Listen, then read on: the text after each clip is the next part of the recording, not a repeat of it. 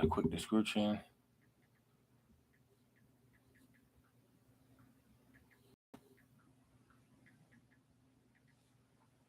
Title. It's one word, man. It's one word. I know. I always spread it apart. I'll fix it. I'll fix it later. I'm just trying to get up. All right. We where we need to be. We good to go. All right. All right then, mate. We are live and direct. Yeah, everybody get on in here. Hurry up, get in here. Y'all know what to do. Come on, come on, come on. We ain't ready yet. I don't want to introduce my guest yet. I have a little bit. What time is it? I have a couple of minutes, so I'm going to enjoy myself. Normally, I have a couple of, songs playing or whatever have you. Not today. I chose to do this segment in this show a little different. I got a special guest with me, as you can see. I'm here to do my thing. He brought somebody else actually with him, and he's here as another artist. I'm gonna leave it at that. I will be interviewing him later, and I can't wait for that. I don't even know who that is, so that's something for me. But Remy Thizz is my special guest tonight. But before I get going and introducing him and all of that, y'all know what y'all need to do out there, you stupid bitches. Like, subscribe, share, comment. Help me get to the next level. We'll never get off the fucking ground if y'all don't get off your asses and go over to YouTube, you stupid bitches. See, that's what I said. Go there now. Stupid bitches. Go over there. Help this platform go national. If we go national, guess what? All the artists that I've interviewed will be national with me. And then y'all can really get the inside, the scoop. It'll be real juicy. But see, y'all stupid bitches. I know how stupid bitches work. I'm just going live to let my people know we going live. So go to YouTube. Please go to YouTube. I'm not even gonna beg y'all like that, but I'm gonna say please go to YouTube and help me out. If we get to 1,000 subscribers, monetized, money rolls in. I could pay people to do stuff. I don't have to do it all alone. I could get some help, but y'all are stupid bitches. So before I get into everything else, y'all know what I'm finna do. CUTTHOAT Radio Podcast. CUTTHOAT. I'm Cutthroat Radio Podcast. I said CUTTHOAT Radio Podcast. CUTTHOAT. I'm Cutthroat Radio Podcast. Hey. We are in the building. Yay! Thank y'all for tuning in to another episode of Cutthroat Radio Podcast. I am your host, Young Rizzo, Shop Rizzo. Y'all know what it is, man. I turn up, I do my thing. I got people coming in and coming out, man, and they come in and support, man. This guy right here, he blessed me, man. He didn't even have to come in here, and he said, you know what, I'm coming to see you, Rob. And he didn't even call me Rob, he called me Shop. This is one of the only people that I've came in contact with and got, personal and got a relationship. He called me by my stage name. Like he gave me the respect and all of that. You know what I mean? He really put it out there. Like that's what he say. He say, as soon as he say and talk to me, Shah Rob. Yeah, but everybody else, they rob this, rob that. They rob me. They just hit me with the rob. Shah Rob, what's happening, man? How did I mean? So we are in here with Remy motherfucking Thizz. Exotic Pop is in the building. I got some of this shit in here. Thank you for coming in, bro. No problem, man. I appreciate the love. I appreciate the support, man. I appreciate the platform, man. You know you was coming in here after we ran into each other and you had all of this juicy shit. And I remember when you know who this episode was right here? This was Bowie episode. Yeah. And I had a little bit of this one. I was like, I'm gonna try because I had the bubble gum and I was like, bubble gum. All right, we got to come up with a new bubble gum. They're going to put bubble gum with Dre. Yeah. Ain't that a bitch? Dre wasn't no bubble gum shit. That nigga was the realest nigga we know. That was a down south decision. I want to. The area wasn't in on that mix. We need to go ahead and call down south tonight. I don't even know what state it is down south. That's what I was thinking. Why they put Dre on bubble gum? Why did we gonna get into the juicy shit? We gonna get into juicy shit. But we're gonna get into it while you tell this is your time to shine. This ain't Mac Dre time to shine. This ain't Thizz time to shine. This ain't none of that. This is Remy Thizz time to shine. And going into Remy Thizz time to shine, where are you originally from? What is your original name? What is your name? Your government name? Tell my audience your government name, and where you're originally from. Give us some intimacy about you. Talk to the people and let us know where you come from. Give us some background. I mean, my mom, she's originally out of Oakland. You know what I'm saying? And my dad, my last name is out of Pittsburgh, California. If anybody know that little small town, you know, it's a small town with a lot of people. So I always went back and forth because I was kind of a mischievous child, back and forth from my mom to my dad's to my aunties, back and forth, back to mom's. Okay. So I always went to school in Berkeley, Oakland, Pittsburgh. That's why I know so many people, because I actually like came up with niggas. I went to school with you. I went to school with you. I went to school with you. I went to school with hella different people. You know what I'm saying? That In makes different sense. schools and different episodes of my life. Makes a lot of sense of why you so well known. Right. Right. And I always moved around the Bay like that. So What's that some of the schools you went to moving around? I went to Pittsburgh High. I went to Riverside. I went to Castlemont. I went to Berkeley High. I went to East Campus. This nigga went to every school in the Bay. I went to John Sweat. You know John Sweat? That's in Crockett, right outside of Rodeo. This nigga. What year was that? How old was you? That was 89. That was my freshman year. I don't even want to say how old I was. I just choked. This nigga said 89. My mama was just that tragic. Well, so 89. In all of the schools did you play any sports? I mean, I did, but I wasn't a sports type dude. I did it because that's what like my partners did. You know what I'm saying? Because I used to be like smart in math and stuff like that. You know what I mean? Bookworm. Yeah, I was like really with that. I wasn't with the sports, but I was like always getting into it because my cousins was doing it, my partners was doing it. So I want to play. But yeah, that wasn't my thing, man. So tell us about your interest in while you was moving around going to all these schools, because you say it wasn't sports, it was more of an intellect. So give us an insight. It was more like I said, it was like me moving around. Mom be like, "You bad, go stay with your dad." I stayed with my dad. And he structured you to read books and shit like that, or what? Nah, he was into the streets. My dad was, you know, like some people's parents on drugs and so forth. And my aunt, that's where I end up at her house. And it's nothing to do with my aunt's house, you feel me? But sit there. Like I say, I used to move around Pittsburgh. Math, that always came easy to me. You know what I'm saying? I hate to write. I read, but I hate to write. Why? That's why I never became a rapper. Why? I don't know. I don't have the time. Lazy, I guess. Lazy. That's the excuse? Only one I got right now, right off the top of my head. And that's my fault, I know, but I don't like to write. Okay. I'll ask you to do it. I ask her to do it. You know what I mean? I'm gonna get it done. Okay. I'm not gonna get it done. The assignment. Right, but I'm not gonna write it. But in school, was you like into doing all of your homework and everything? Nah. I wasn't even going to go into class. But you said you like to do books and more of on the intelligence side versus sports and stuff. That's what I was known for. Okay. I was like the square. Okay. You know what I'm saying? But you was into the streets. Because I was like, you know, at an early age. Like everybody want to be like the big homies. I'm sweating like the big cousins. Oh, so how old was you? 14. 14. This is in Pittsburgh? No, this is in Berkeley. Berkeley. Okay. At this time, what year was this? This was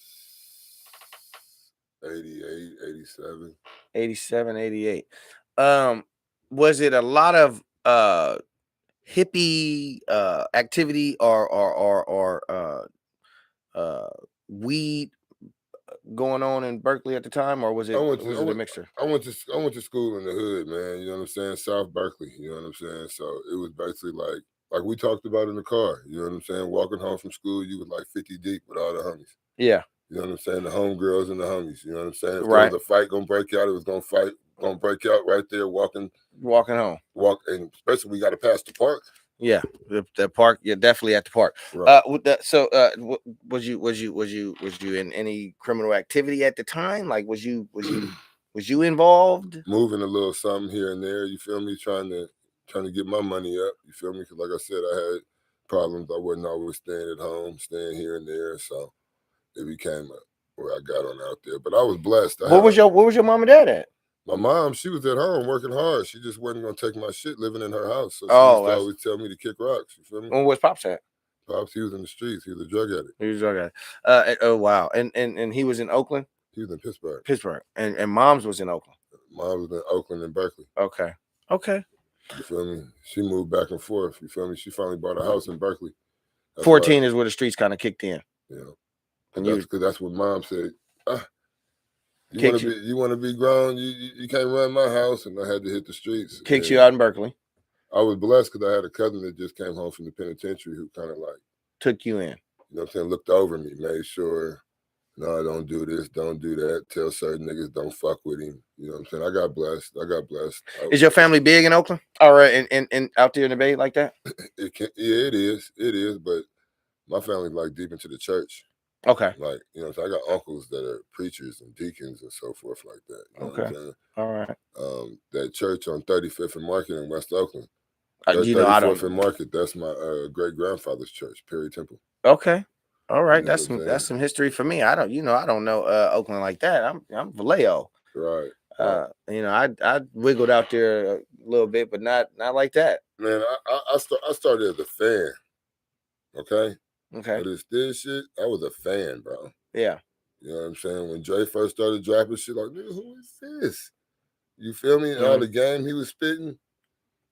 All I know about Vallejo is going to Hogan High when we was kids trying to catch the bus and the long bus ride out there to go to Hogan High and Armio High and then get chased back home. Armio High is in Fairfield, huh? Yeah. Yeah. Yeah, Armio High in Fairfield. That's more like Sassoon area though. Not Fairfield, Sassoon. Okay. Yeah. So in the streets, 14, 15, 16, did you encounter the law? Yeah, no. I was always like in minor stuff, somebody else's stuff, the police hit, and I just happened to be there. And their questions type of stuff, like they come. No cases though. No. No jail time, penitentiary. No. I did that a little bit later when I got older, 18, 19. You hit the penitentiary? No. Oh, just county jail. 18, 19. What? How did that happen? What led you? What? White collar crime. White collar crime. Yeah. Like I told you, I was a different dude. I dealt with this. I dealt with that. I knew how to get out there and move stuff because I knew everybody. Yeah. So no matter what I got my hands on could move, but I was more like everybody. You got two trees, one filled with apples, one filled with oranges. I see everybody getting apples. That's what everybody getting. Nigga, I'm gonna go over here and pick me an orange. It don't matter. I'm still eating. Yeah. You know what I'm saying? So I always thought to try to do something different. Like we were doing white collar crime in '91. Give us a little bit about it. Write a check, take it into a store. Nigga, before they started running the checks to see how much money was on it, all they did was throw it in the drawer. You walk out with whatever. Oh, it's just easier. Yeah. The game was easier to get away with. About it. Now that you do that now, they gonna do this to the check. Let me show y'all. This is what they do to the check. They're going to examine the check, show the check, go to the back with the check, come back to the check. They're going to have a check on the thing. Then they're going to come with the police. Is this your check? Yeah, they're going to run it through that machine. The machine. They're never going to come back. Yeah, this account closed. This account it's a fraud check. Fraud check. Yeah, but that comes from me being a young player because, you know what I'm saying, I always mess with the females. How did you get involved with any of that? Like, where did that? Female. Oh, a female. She put you on with the ism. She put me on, young, 16, 17 years old. You said fuck school and you were like, get the money. I mean, I was trying to do school, you know what I'm saying? I ended up walking away with my GED, you know what I'm saying? I'm not proud of it, but it's the truth. Well, I mean, at least you got something. And that's something to, you know, hold on to. And it don't mean nothing. Really, it don't mean a motherfucking thing. Because you know, if you got common sense, that should be, you know, enough to carry you through life. Yeah. and make a honest living and a good living at that. I mean, because if you try to put paperwork behind, I got a college degree, I got a college degree, that shit don't matter. Honestly, it don't. Yeah. So while we were involved in the little knick-knack of our criminal history, when did entertainment become a part of your life? Entertainment always been a part of my life because my dad, he was a DJ. He used to do writing and make beats and everything back in the day for Two Live Crew.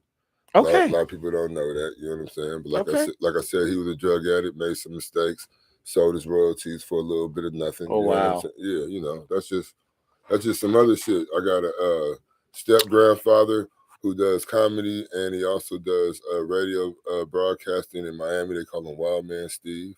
You know what I'm saying? My grandmother, my father's mother, she was a blues singer. You feel me? So, I mean, I got entertainment. Like, what's some of her songs? Like, was she popular? Nah. She just used to But sing. she just used to sing.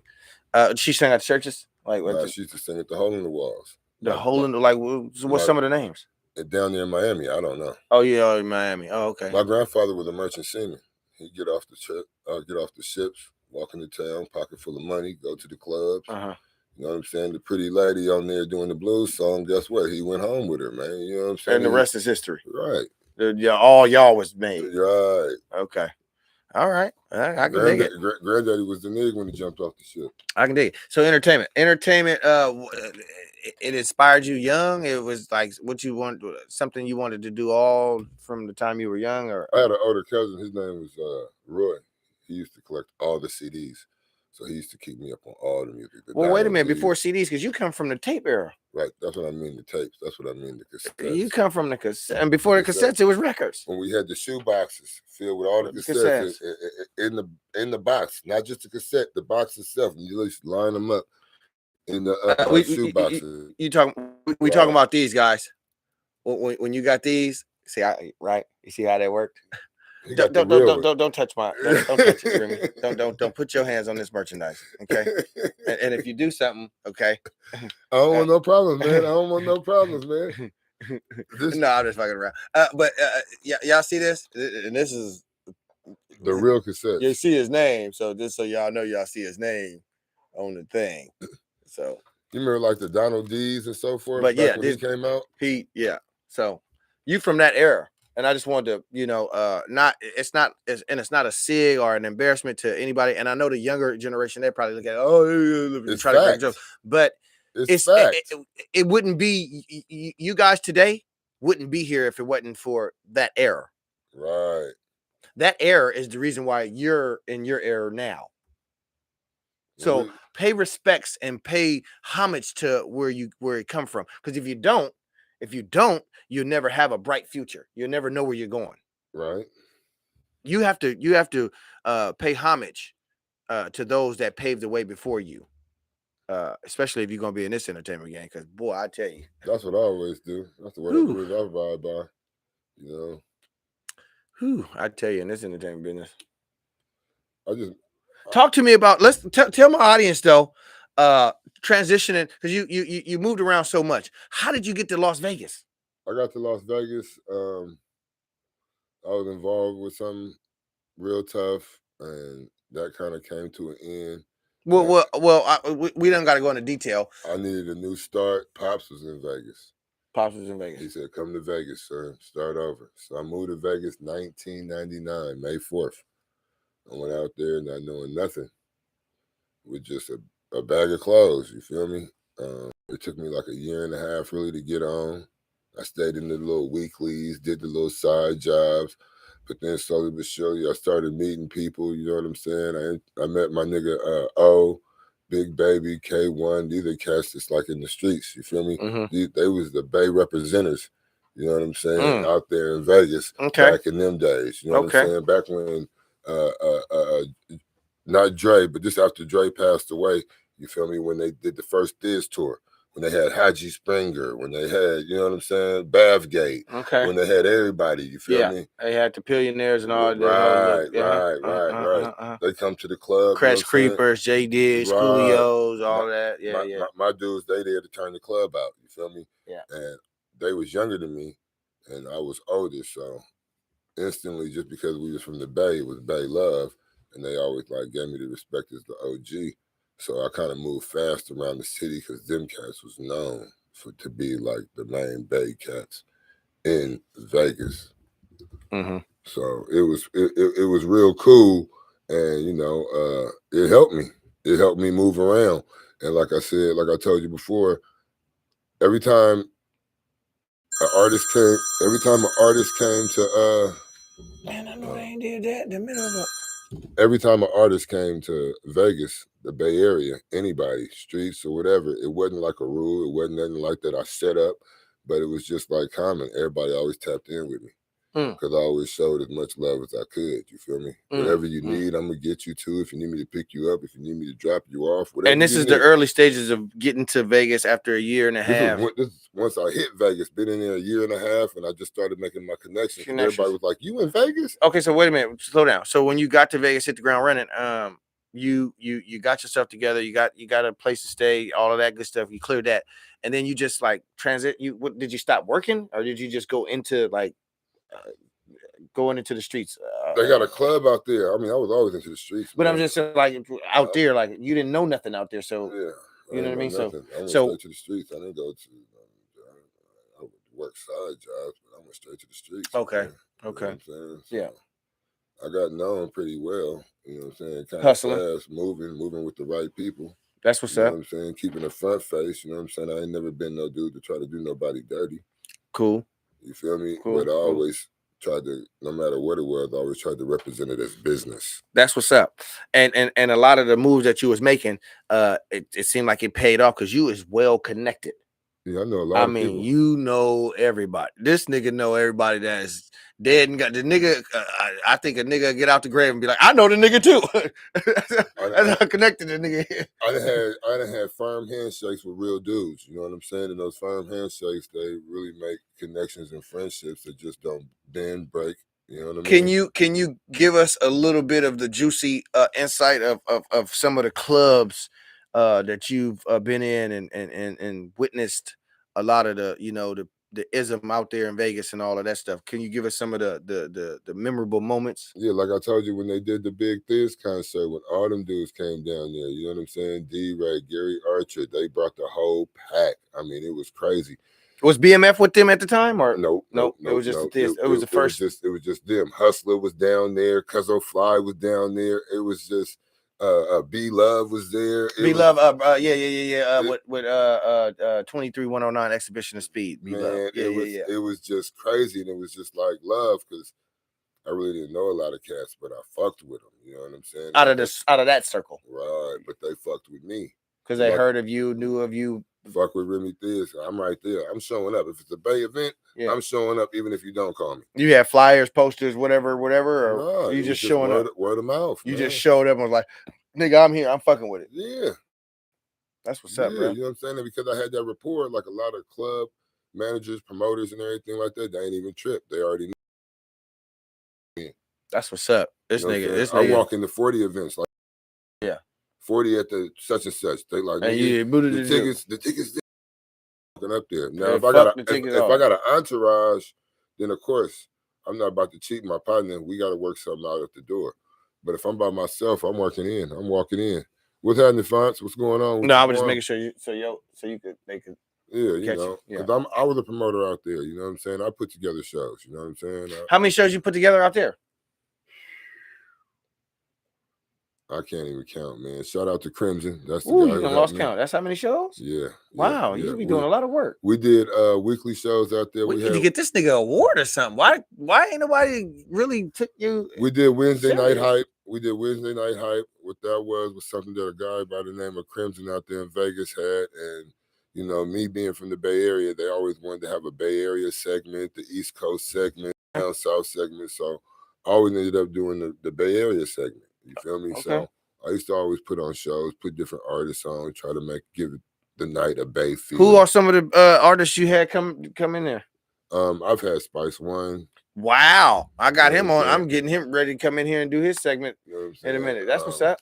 I've worked with different promoters, not just Crimson, other promoters. Who is Crimson? You keep mentioning him.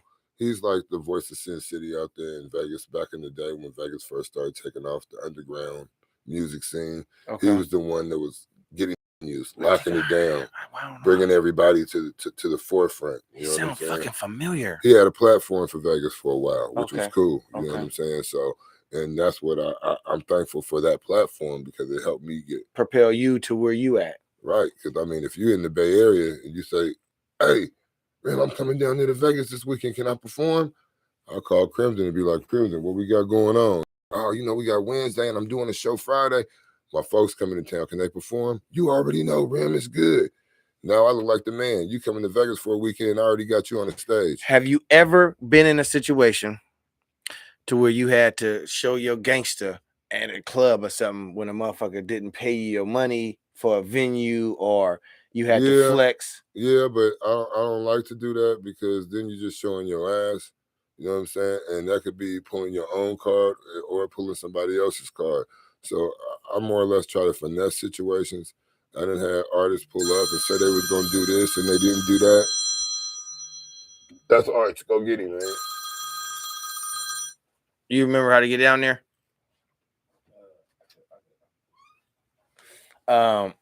So yeah, the reason why I asked you that is because you've been through so many different shows, so many different events. Yeah. You've planned this, you planned that, you've been invited. Bro, and I know people be trying to test you. Right. The game ain't right, bro. Right. And Talk to us. Tell the audience. Tell the audience. I've had to walk away with my head down on certain situations because I don't want problems, man. The whole thing is I'm just here to make money, man. That's what I thought we was Industry rule number 4080. We could all had paper, but niggas be greedy, shady. Go ahead. Yeah, man. You know what I'm saying? I'm not really into it for the situation and the meme mugs and everything. I just want to make $1, man. I just want to make could I get $1? I'll get $1. But at the same time, I done been in a lot of bad situations. But like I told you, that's what's built a lot of good friendships for me in the industry. People know. You're a good guy. I don't understand it. People already know if I'm in it, I'm going to give it my all. Hey, listen, when I first met you, it was at a Thizz thing. We was whatever Thizz it was. This guy, I thought this nigga was the owner of this shit. The way he promoted this shit. He promoted the blood out of it. Let me give y'all the own thing. This is bubblegum. I don't know why they bubblegum Mac Dre. He ain't never been a bubblegum thing. They said my sound went out, man. Sound went out of where? My little thing, I guess. Oh, no sound? I don't know, yeah, keep going, man. I don't care about this. Well, anyway, so the at the time I met him, again, you know, exotic pop. I'm like, what is this? What is exotic pop? Who got what? The flavors, yada yada yada. And then I ran into him at one of the Thizz functions or one of the Thizz events or whatever it was. I think it was a Dre Day. I think it was that Dre Day. The very first time I physically met you, it was at that Dre Day in Pinole. Nope, I missed that one. So they was there. Yeah, they was there. The whole exotic pop team was there. They had okay, that's what it is. They had a display of exotic pop, and I was like, I had got these from you here at when Booby was here. Yeah, because I was pushing them. And that's what I'm saying. Like it made me feel like I thought you were the owner of this shit. Like I thought this was your brand, this was your thing, and then I also thought you had worked with the Kilos, the Wandas, and all you have yous. But to come to find out, you didn't. Tell us about exotic pop. Like, how did this all come about? Who started it? Where is it originated from? And where is it going? And the deals that were on the table with certain people. I don't want to say their names. I'm gonna let you talk. Go ahead. Man, I'm a character, right? Because when I first seen the bottle, I seen the bottle at a pop-up in Vegas. I seen that bottle. I come walking out the store and I see that on one of them little tables that they be having at pop-ups. I see the Dre stamp on there. I see Dre face. I get like instantly mad, like, wait a minute. And I look at the dude behind the booth and say, how you got this, bro? He said, huh? I said, how you got this, bro? You know, you can't really do this, bro. You get in a little trouble, man. And I'm pulling my phone out and about to take a picture and send it to some cats, right? I ain't gonna even expose who I'm gonna send it to. Maybe I will. But he said the right names real fast. Now, what's some of the names he said? He said Miss Mac Wanda and Ray Love. As soon as he said that, I kind of chowed down, like, oh, okay. He in the right lane. Okay. You feel me? Just from saying them names to you. Just to saying them names. I took a quick picture of it and sent it to Coolio. Okay. What did Coolio say? I said, Coolio. I said, shout out to Coolio, the underdog. I was just finna say that. Shout out Coolio, underdog. But I sent the picture to him and said, you heard of this? He said, oh, yeah, I heard about it, man, but I ain't seen one. He said, you the first one in the camp to have it. Mm-hmm. I said, what? He said, yeah, you the first one in the camp to have it. I said, damn. I said, all right, cool. So I got off the telephone with him and I told dude, you got to let me have this, bro. He was like, man, all I got is 2 of them. Everybody was like, nigga, that's Remy Thizz. Like I told you, I'm known as a real Bay rapper in Vegas. Mm-hmm. Like, that's Remy Thizz. You got to give it to him. Mm-hmm. So he's like, all right, you can have it. So I had it. Mhm. Wow. Mhm. Next thing I know, Dre Soda coming out. Okay, whatever. Mhm. And Mhm. Mhm. I'm sorry. That weed is good, bro. It's all good. That weed is We good, we, bro. we in the middle of a conversation talking about you know, the exotic pop, just to refresh everybody, because you know, we got something going on right here. And excuse me, audience, I never have a lot going on when we got a show. I'm kind of just trying to be a I little apologize. That's me. a little bit more lenient. I got a guest here that think he can just run the show. I'm sorry. I'm sorry. I'm sorry. I'm sorry. Weak ass Raider fans come around, they think they can just do whatever they want to do. And I bet y'all we beat y'all in this season coming up. How much you want to bet? We'll see. We'll see. Y'all got 43 to 42 We'll free agents over there. Y'all ain't got nothing over there. I ain't worried about y'all. Okay. Okay. All right. Y'all gonna start Jimmy G next year? Guapolo is give my display. Give my display. Give my display. Give my display. I will grab my display. Don't have me grab this display and set it up. I will knock the display over. Don't fuck with me, Remy. No, it's all good. No, Jimmy G ain't starting. Just to answer that question, Okay. no, he's Okay. not. Just All right. Okay. just so. But- Collab. So, who is the owner and where is this from? The guy that I spoke to, his name was Charleston Wilson. He's out of Houston, Texas. He's Texas. Yeah. And did you ever meet the guy and have it and talk to him about doing any deals with him or anything? That was the guy that I met at the pop-up. He At the was standing pop-up. behind it and everything. And like I said, everything was cool then. About 2 months later, a guy by the name of Sean out of Vegas calls me.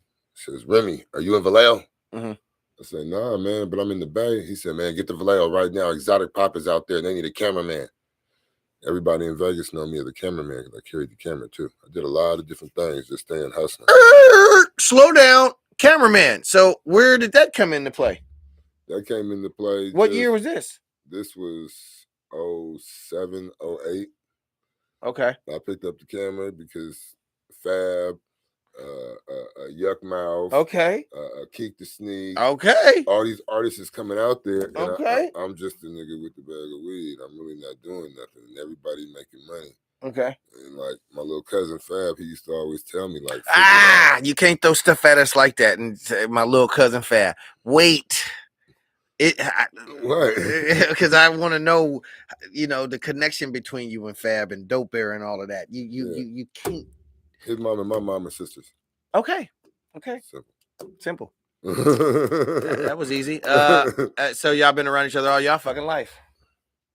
Okay, Dope Bear is around your neck. So what's going on with Dope Bear now? Like, do you got any ties with Dope Bear? Like, are you working with them to do like an exotic pop Dope Bear thing? Man, I'm related to Dope Bear.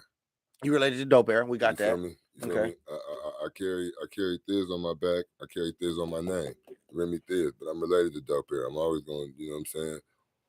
That's family.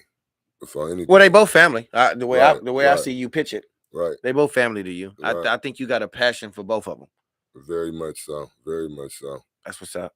You know what I'm saying? But yeah, Fabby, he's cool, man. I love my cousin to death. I love his progression. Well, Vegas. We was in Vegas. So Vegas is where you know, you were doing a lot of shows and stuff like that, and you got, you know, dealing with weed and the cameraman and all of that. So you started dealing with the camera and filming all of the Bay stuff that was going on out there, and then you brought that same energy back to the Bay Area. Right. That's what helped me with being known out there in Vegas. Is no matter if it was your show, their show, his show, my show, I always was there with the camera. Okay. So that's how everybody always knew me. If there was a big show, you called me. If you was coming out there to do a show, if you didn't want to know this or that, you wanted me to come. What type of camera did you have? I had a what they call it, the D5. What's the D5? Was it like the Canon? I mean, the 5D.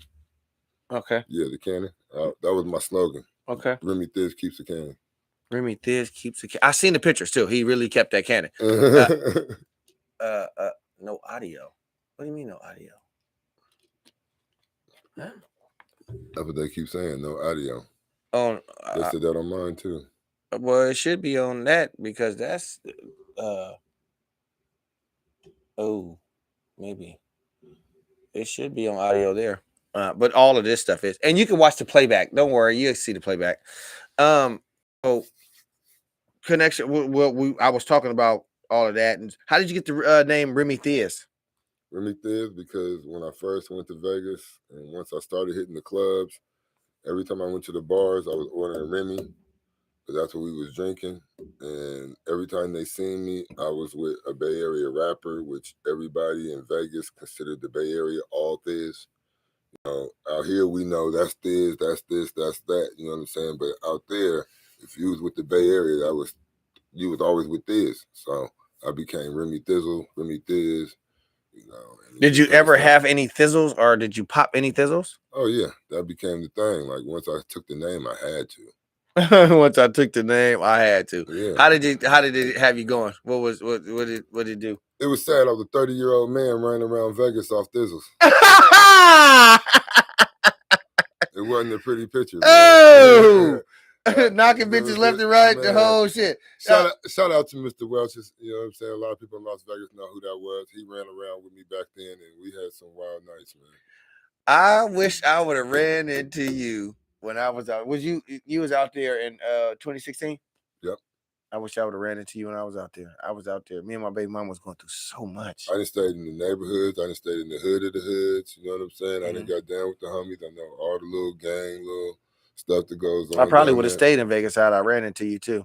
Yeah, I was more like a local. When I come to the Bay Area, everybody say, "You from Vegas now? You've been gone too long." Damn. But I'm in Vegas, and everybody say, "Bro, you from the Bay still?" I don't care. Damn. Look how they do you. Exotic pop. Is that something that is going to last with you, or is it something that's just, right now, and then you're going to move on to the next?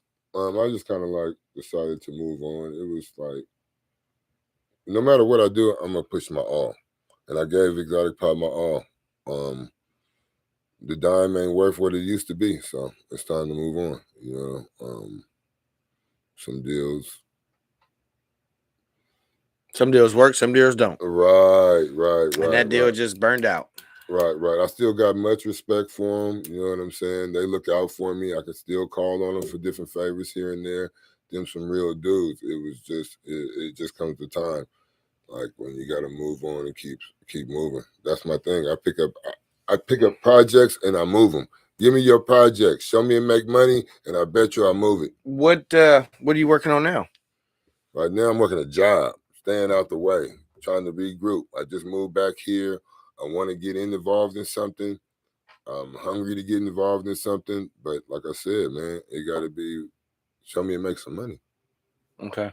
Show me and make some money. I just don't want to pick up the same thing and everything that everybody else got.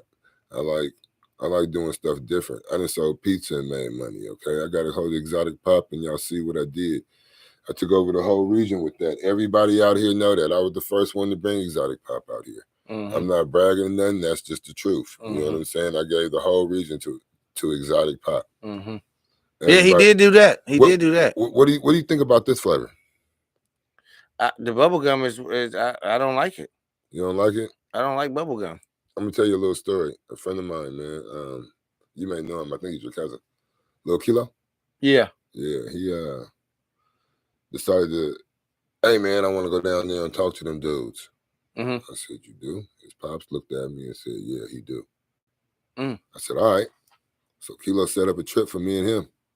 We went down there and had a sit down with exotic pop. Is that right? Bro, when I seen that little dude go in there and handle his business, I just said, hey, man, let me just eat off the table, man. You feel me? Let me get a little piece somewhere in there. Mm-hmm. Everything was reassured. Mm-hmm. We sat up there. We handled the business. We had to call an Uber because we was out there with no car. We flew out there. Mm-hmm. We had folks we was fucking with and everything. They give us at that time. We had been at that meeting all day. All day. So now we about to leave. Hungry as a motherfucker. Right. They didn't set up a reservation for us at a restaurant. Wow. You feel me? Red carpet. Right. Wow. So the Uber taking hella long. Charleston come back in there. He said, Remy, why y'all still here? Okay. I said, we waiting for an Uber. He said, hold on. He leaves. He's gone for about 20 minutes. Mm-hmm. He pulls back up in a white truck. Mm. And he jumps out and says, "Come on, I'm going to drop y'all off." Mm. I said, "All right." He said, "Here, you drive." Mm-hmm. I don't know my way around Houston. He said, "You drive, Remy." Mm-hmm. I jumped in the driver's seat. He jumped in the passenger seat. He looked at me. He said, "This y'all, man. Just be safe." And he jumped out. And I'm like, "What?" He said, "Man, I can't have y'all out here like this." Nothing but love. And they never showed nothing but love to me. You know what I'm saying? And I show all due respect to them. I just had to step back away from it because there's not a dime left in it for me. I did my job. I gave him the whole region. I gave him the whole region. Mm-hmm. You feel me? Mm-hmm. I asked him. I figured, they want to make me sell sodas now. And that's not your angle. Nah. Mm-hmm. They want to have me going store to store. I did it on the block, man. I did it in the neighborhoods. Yeah. I drove up and down Seminary. You know what I'm saying? I'm in the dubs. You feel me? Yeah. I'm in the hundreds. Selling soda pop, nigga. And they're going $100, $120 a case. Yeah. That's when it was good. Mm-hmm. It's not doing that now. Why? Because it's in every store. Yeah. I see it everywhere. I see the logo everywhere. Everywhere you go, the logo is all over everywhere. So I pull up with it, talking them prices now. It ain't worth nothing to me. You feel me? Mm-hmm. So I didn't kind of stood back, but I figured all the hard work that I didn't put in. You should reap the benefits. Man, I mean, no, I just want so the deal basically went sour. It didn't go sour. It didn't go sour. I just didn't do the proper things to protect myself in the situation. Because something I learned in the business, paperwork means everything, ladies and gentlemen. Yeah. Paperwork means everything. Yeah. Don't do nothing off a firm handshake. Like I said, I built a lot of relationships, but that don't mean the money gonna go right. I just said industry rule number 4080. Record company people are shady. Yeah. This isn't even a record company. But it's just the same terminology. And I can't say he's shady because he gave me plenty of opportunities. But he always looked out for me, but it wasn't a win in it for me. But here's the thing. It's about the royalties. It's about the sweat, blood, and tears you invested into making the brand what it is today. And if you can't sit back and enjoy what they got as well, then I think that they are quote unquote a record company that's shady. Yeah, well, they did give me an offer, but it wasn't after I said something, because me, we're all businessmen at some point, what I'm saying, out here trying to make a buck. So I did represent my case to him, presented it to him, and I asked him and said, "What's up?" He said, "Let him give him time; he'll figure something out." Oh boy, they presented me with nickels and dimes, 50 cents a case, pennies, 50 cents on the case, pennies. I left it there. Should have got $5 a case, $7 a case. I left it there. I don't know if that was the right thing or the wrong thing because I could probably be collecting residuals on it. But like you said, off the blood, sweat, and tears that I put in trying to move the product. I think you should have got a little bit more than 50 cents a case. Yeah. That sounds like the record company do you when you get your record out there and they put all into it. So now you're getting only like 20 cents or $1. Not even $1. And that's off each CD. That's off of just 2 sodas. The sodas that he created with Kilo. Right.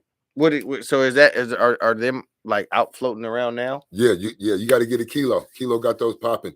The Thizzle juices and the Thizz Latin. Y'all got to go holler at Kilo. I forgot Only about Kilo? That. Only Kilo, man. Little Kilo, man.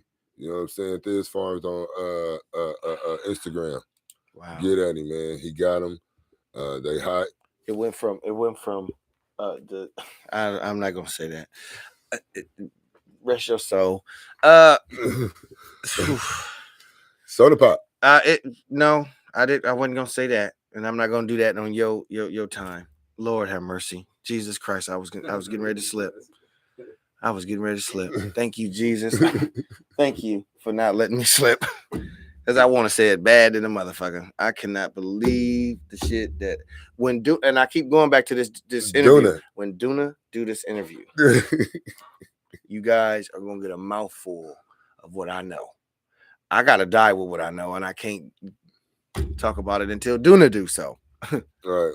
But when he do it, it's politics. The top of the food chain, I gotta follow the code and the ethics of the shit, man. Yeah, I'm a journalist. Yeah, I can say what I want because it's my shit and I built it, but I still follow the streets. I still follow the code, and I respect it. I respect it. You got to, man. You got to respect something, man. I respect it. That's all it is. Just respect, man.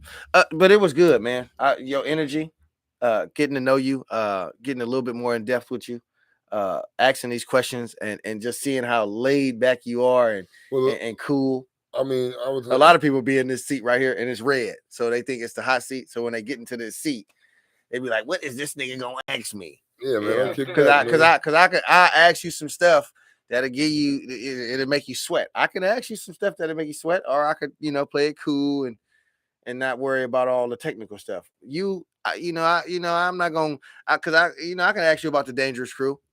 The Dangerous Crew, I remember them when they was in West Oakland, when they used to have a little house over there in West Oakland. It used to be loud over there. Drew Down go way back, man. Rapping Ron and all that. I know you, right. Cell Block. Right. The compilations. Oh my God, man. Way before Rompilation and way before all of the stuff that's out now, but like Rapping Ron and them was like the first string of that shit. Yeah, 1996 when the Dog Pound came to Oakland.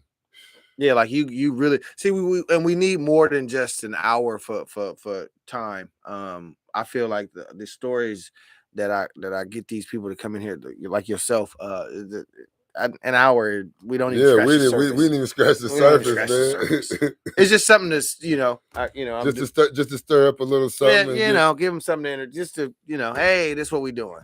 A little something. I was happy to come on here to be able to just let people know, because a lot of people be wondering, well, who is you? Your face is so familiar in a lot of the clips and a lot of the stuff that's been going on for the last decade, 15 years or plus, and in the scene. So, you was around the D-Rays and Jay Stylins and all of the, you was around all of the Selskis and all of them. So, you got a jacket, a good rapport. I remember when Selsky was a real backpacker. He was a real grinder. You know what I'm saying? So what I'm saying is you got a good rapport. Yeah.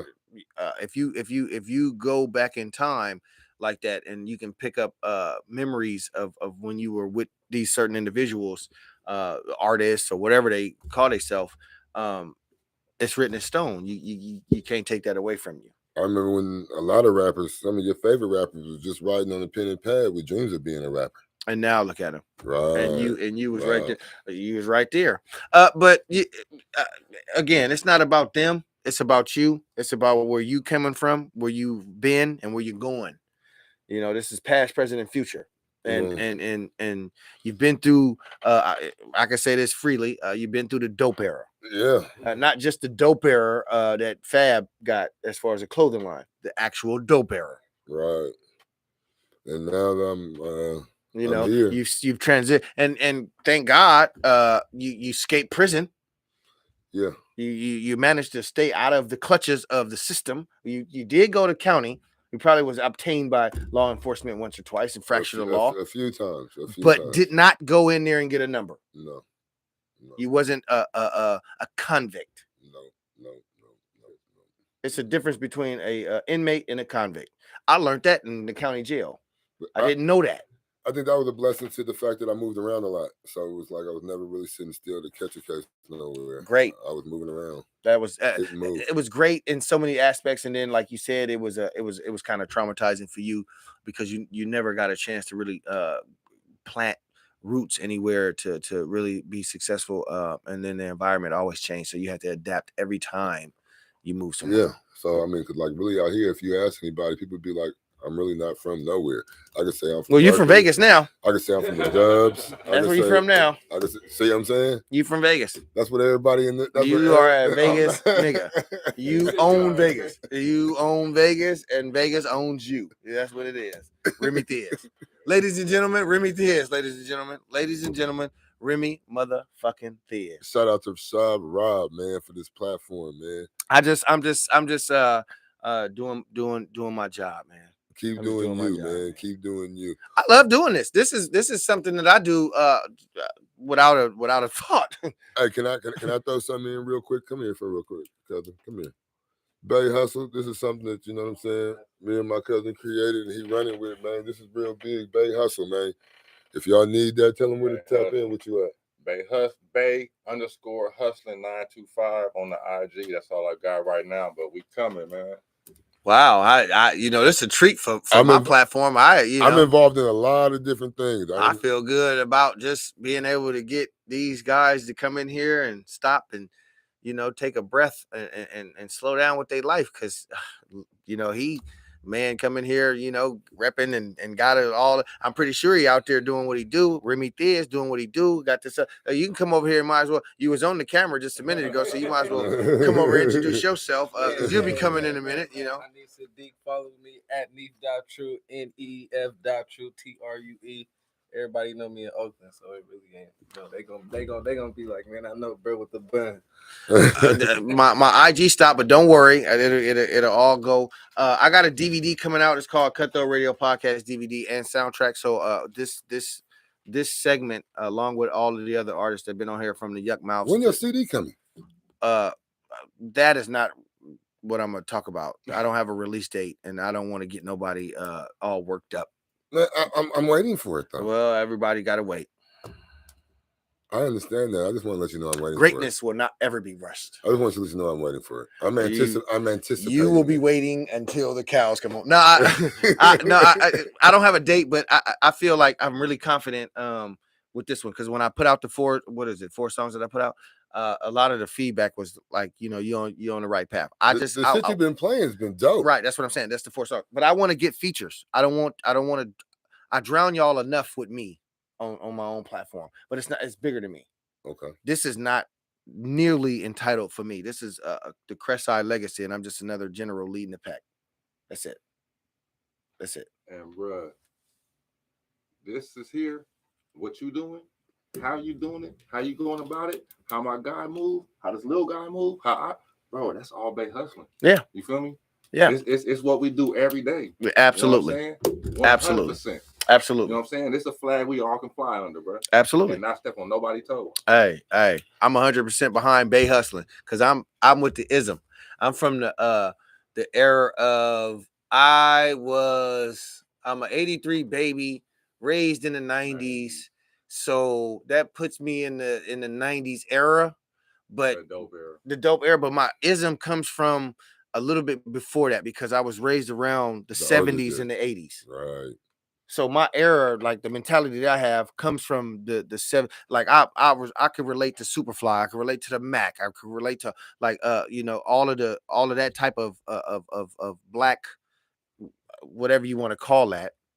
And then also I could relate to the 90s, where we had TGI Fridays with Family Matters and all that stupid shit. Well, not stupid shit, but we watched all that stuff.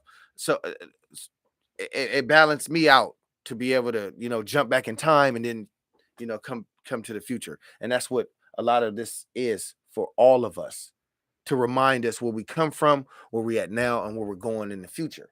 Right. We Bay Area hustling, or Bay hustling. We've been Bay hustling since the beginning of whatever. Man, come on, we've been Bay Area Bay hustling since the beginning of whatever. So now we got a platform. That's all I know. Now we got a platform.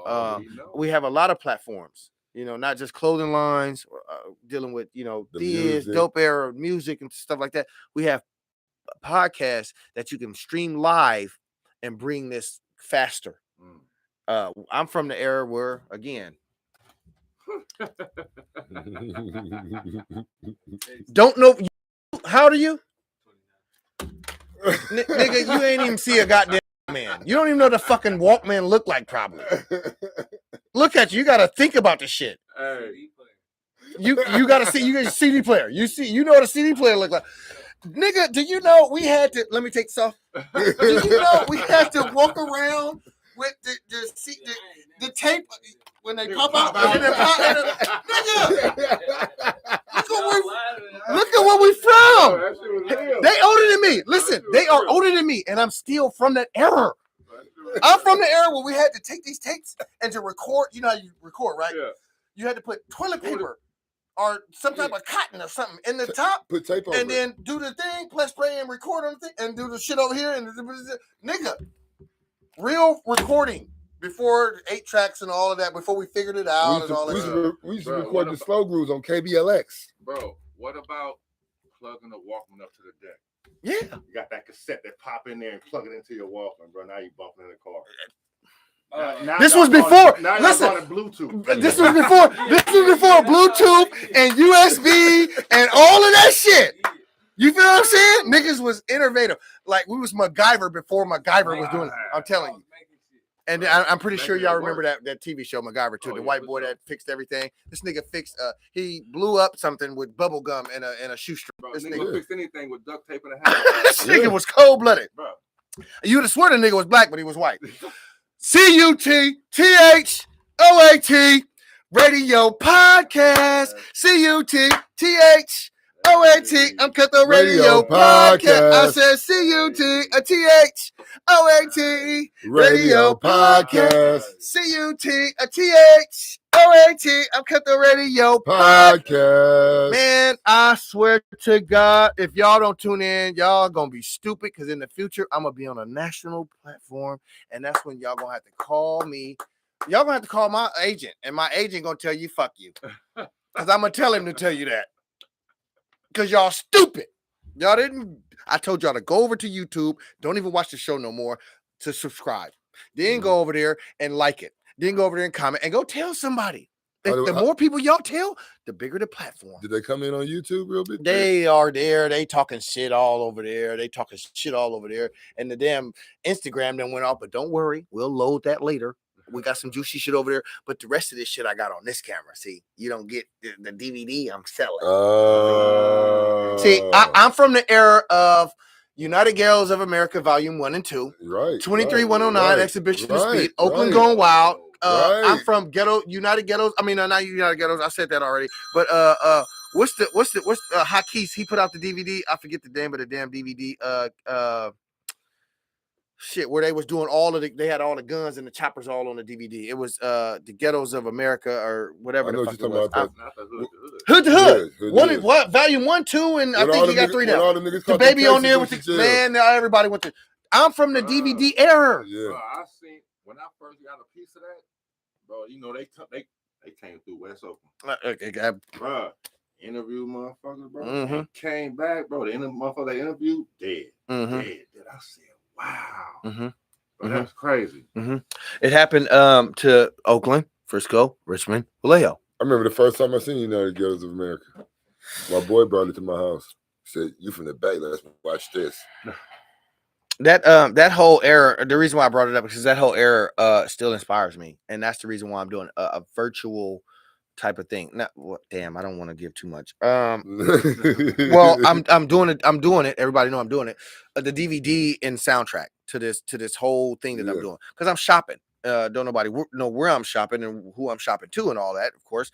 But I'm shopping. I felt like we from my neighborhood and from my perspective, we never got a chance to go to the next level. We had Michael Robinson, we had Mac Dre, Maul, and all of the Thizz, all of that, but it never went to the major network, the big thing. And I know everybody, independent is where you make your money. Dre never got a chance to see how big his name got.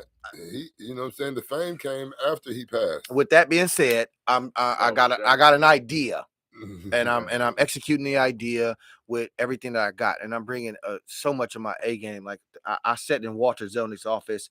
I sat with Andre Hicks. I sat with E40. Not E40. Excuse me. Well, I was in the studio a few times with him when they did. Well, not E40, but Be Legit. Sorry, I was in the studio when they did. Don't Ask Me Shit. Now, quick little story. Bila and White Chocolate, they had some backwoods. At the time, nobody smoked these backwoods. It was it was a dark smoke gray pack of backwoods. Nobody smoked them. White Chocolate tried to roll a backwood for MD. MD turned that shit down fast. He went right into the booth and said, man, I'm through fucking around. You niggas keep on, you gonna be ducking some rounds. I'm rushing them out. This bitch that hit me with a pitch. He a snitch and he walk with a switch. He in the band that sing for the cops. Him and his mans, they cleaning up shop. Undercover concert promoter. Ricky Schroeder trying to turn somebody over. Put the ET finger up. You stoolie. Don't tattletale. The number one rulie. You the jumpers, the boys, the people. Slipped in the game. Selling toys to people. I avoid the people. Don't ask me shit. The only law I break is in public rip. My mouth zip.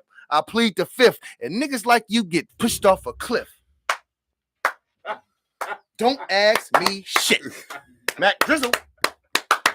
I'm going to end that on that note. Thank y'all for tuning in tonight. It was a great episode. I had Remy Thizz. Thank you, brother. Thank you, I man. appreciate you. Thank you, bro. Thank y'all, family, for coming in. I appreciate y'all also coming and joining the show. We had a good time in here.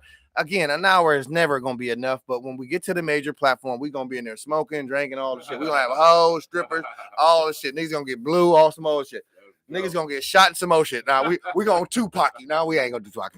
But thank y'all for tuning in, man. Y'all know what y'all do. Go over there, like, subscribe, share, comment, Cutthroat Radio Podcast. I'll see y'all when I see y'all. Shop Rizzle. Yee! Yee! And that's your show. Thank you, man. It's all good. It's all gravy. I think that's going to be one of the ones that they're going to